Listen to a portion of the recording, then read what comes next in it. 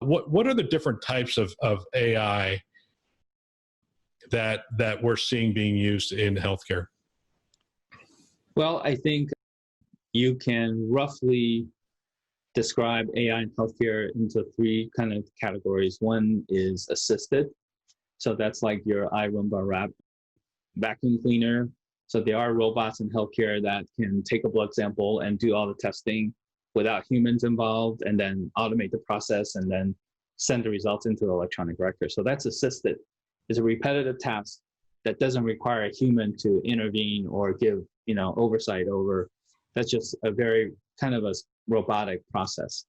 The middle category is augmented AI in healthcare. So that's where you hear about Watson Health getting involved with Memorial Sloan Kettering, even though it didn't deliver as big a dividend as everyone had hoped. But a lot of the analytics work that's being done with medical images and decision support are in that augmented category, where humans have to be providing some insight and experience and labeling for the computer data science to benefit from that knowledge to make predictions, basically, make better predictions.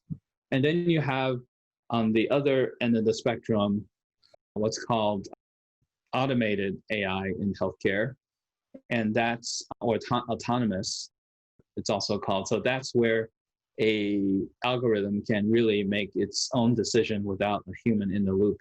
Now, it sounds intimidating, but there are times that you really don't necessarily have access to healthcare.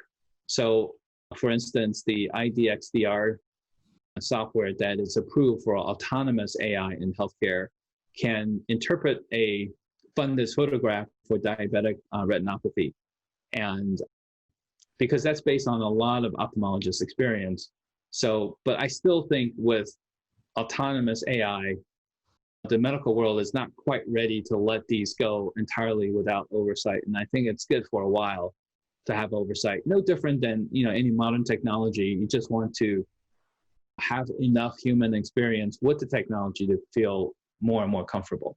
But the human acceptance overall for AI is changing. I remember 5 years ago, even when I used to do an audience poll about who would ride in an autonomous driven vehicle, virtually no hands would go up.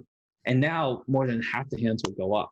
So I think we're sort of increasing our accommodation of these technologies.